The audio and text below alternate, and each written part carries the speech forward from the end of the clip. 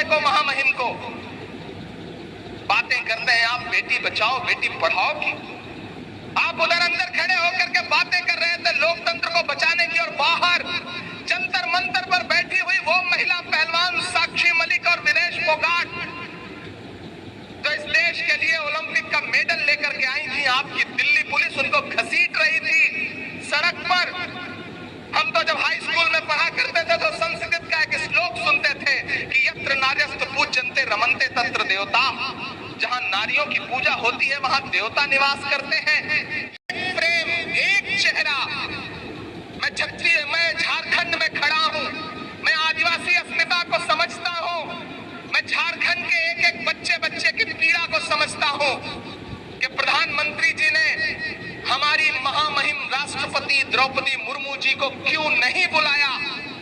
आप उधर अंदर खड़े होकर के बातें कर रहे थे लोकतंत्र को बचाने की, और बाहर जंतर मंतर पर बैठी हुई वो महिला पहलवान साक्षी मलिक और विनेश फोगाट जो इस देश के लिए ओलंपिक का मेडल लेकर के आई थी, आपकी दिल्ली पुलिस उनको घसीट रही थी सड़क पर। एक तरफ वो नेता खड़ा है जो कहता है मैं सबको गले लगाऊंगा, जो कहता है कि मैं हिंदुस्तान के एक एक शहरी तक जाऊंगा।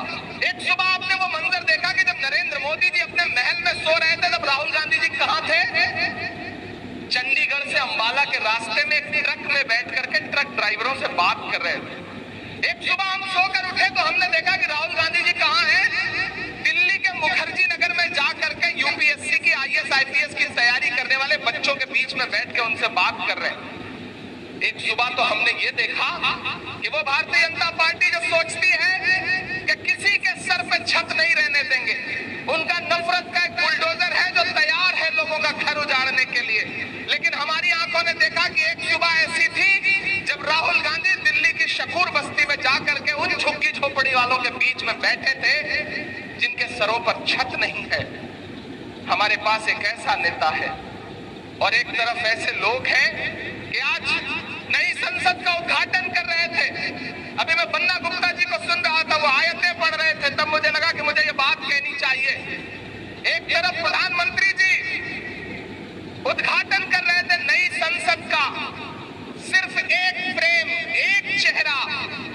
मैं झारखंड में खड़ा हूं, मैं आदिवासी अस्मिता को समझता हूं, मैं झारखंड के एक एक बच्चे की पीड़ा को समझता हूं कि प्रधानमंत्री जी ने हमारी महामहिम राष्ट्रपति द्रौपदी मुर्मू जी को क्यों नहीं बुलाया। मैं मीडिया के साथियों से भी कहना चाहता हूं कि हाँ, हमने संसद भवन के उद्घाटन समारोह का बहिष्कार किया, और सिर्फ कांग्रेस ने नहीं बल्कि इस देश की 21 पार्टियों ने बहिष्कार किया। हमने संसद का बहिष्कार नहीं बल्कि उद्घाटन समारोह का बहिष्कार किया, और वो इसलिए किया कि इस देश की जो प्रथम नागरिक है महामहिम द्रौपदी मुर्मू जी को आखिर क्यों नहीं बुलाया आपने उद्घाटन समारोह में? आपने क्यों नहीं बुलाया उपराष्ट्रपति महोदय को, महामहिम को? बातें करते हैं आप बेटी बचाओ बेटी पढ़ाओ की। आप उधर अंदर खड़े होकर के बातें कर रहे थे लोकतंत्र को बचाने की, और बाहर जंतर मंतर पर बैठी हुई वो महिला पहलवान साक्षी मलिक और विनेश फोगाट जो इस देश के लिए ओलंपिक का मेडल लेकर के आई थी, आपकी दिल्ली पुलिस उनको घसीट रही थी सड़क पर। हम तो जब हाई स्कूल में पढ़ा करते थे तो संस्कृत का एक श्लोक सुनते थे कि यत्र नार्यस्तु पूज्यन्ते रमन्ते तत्र देवता। जहां नारियों की पूजा होती है वहां देवता निवास करते हैं। ये है आपका बेटी बचाओ बेटी पढ़ाओ प्रधानमंत्री जी, कि आप उधर भाषण दे रहे हैं और बाहर बेटियां घसीटी जा रही हैं। ये है आपका बेटी बचाओ बेटी पढ़ाओ कि 15 अगस्त को जब आप लाल किले की प्राचीर से महिला सुरक्षा की बात कर रहे थे तो उसी के महज 1.5 घंटे बाद गुजरात में बिल्किस बानो के जो बलात्कारी थी वो रिहा किए जा रहे थे, उन्हें माला पहनाई जा रही थी। यह है आपका बेटी बचाओ बेटी पढ़ाओ। राहुल गांधी जी ने आपसे क्या सवाल पूछा? उनका सवाल था कि 20,000 करोड़ जो अडानी की कंपनियों में लगाए गए हैं वो किसके हैं? जवाब दे सरकार। जानते हैं राहुल गांधी जी के साथ क्या सुलूक किया गया? उन्हें एक मुकदमे में फंसा करके 2 साल की सजा करवा करके उन्हें संसद से निकाल दिया गया, डिस्क्वालीफाई करा दिया गया। इतने से चैन नहीं मिला प्रधानमंत्री जी को, महीने भर के अंदर राहुल गांधी जी का घर खाली करवा लिया गया। अरे वो राहुल गांधी जिनके वो आनंद भवन जो आज हजारों करोड़ की मिल्कियत होगी, उसे एक झटके में इस राष्ट्र के नाम समर्पित कर दिया था। उसको आपने एक घर में कुछ दिन रहने लायक नहीं समझा, उसका घर छीन लिया। लेकिन आप राहुल गांधी से उनका घर छीन सकते हैं, लेकिन राहुल ने आवाम के दिलों में जो जगह बनाई है उसको कैसे छीन पाएंगे? आपने राहुल गांधी से घर छीना, राहुल गांधी जी ने आपसे कर्नाटक जैसा एक राज्य छीन लिया। ज्यादा वक्त बीता नहीं। ये है मोहब्बत की ताकत जिसको लेकर के हम आपके बीच में आए हैं। और झारखंड वालों, हम आपसे ये कहना चाहते हैं, मैं अल्पसंख्यक विभाग का राष्ट्रीय अध्यक्ष होने के नाते ये बात कह रहा हूं। बहुत सारे लोग आपके बीच में आएंगे, आपको बरगलाएंगे, आपको ये बताएंगे कि कांग्रेस ने किया आपके लिए आज तक क्या।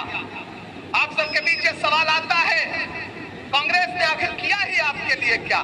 और आप भी चुप रह जाते हैं, आप जवाब नहीं दे पाते। मैं नई नस्लों आपसे कहना चाहता हूं कि आप जब कोई कहे कि कांग्रेस ने आपके लिए किया क्या, अल्पसंख्यकों के लिए किया क्या, तो पलट के जवाब देना, उन्हें बताना कि वो कांग्रेस ही है जिसने डॉक्टर जाकिर हुसैन को इस देश का राष्ट्रपति बनाया। वो कांग्रेस ही है जिसने फखरुद्दीन अली अहमद साहब को इस देश का राष्ट्रपति बनाया।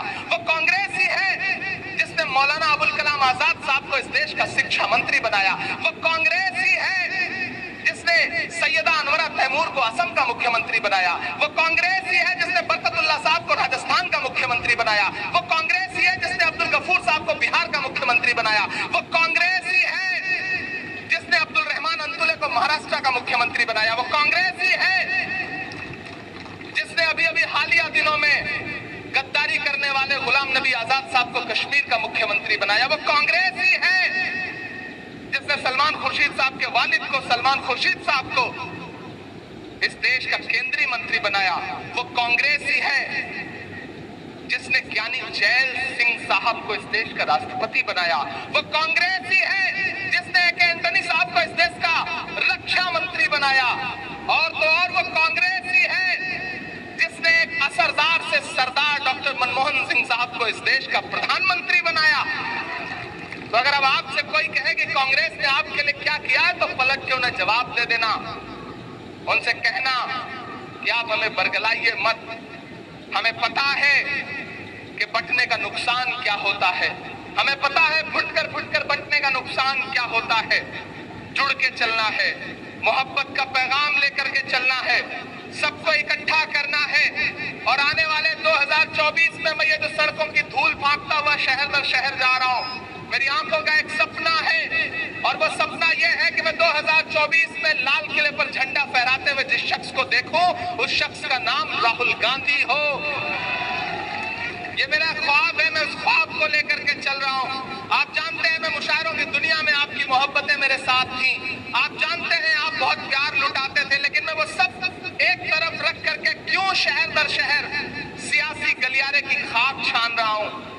क्योंकि मैं जानता हूं मुल्क के जो हालात हैं, अगर ऐसे में हम चुप रहे तो आने वाली नस्लें हमसे पूछेंगी कि जब जमहूरियत को कुचला जा रहा था, जब आईन को पामाल किया जा रहा था, जब संविधान को लूटा जा रहा था, ऐसे में तुम कहां थे? तब मैं उनसे कह सकूं कि नहीं, मैं खामोश नहीं था, मैं चुप नहीं था, मैं अपने घर के किसी एसी के कमरे में सुकून से बैठा नहीं था, बल्कि मैं डट करके हाकिम वक्त की आंख से आंख मिला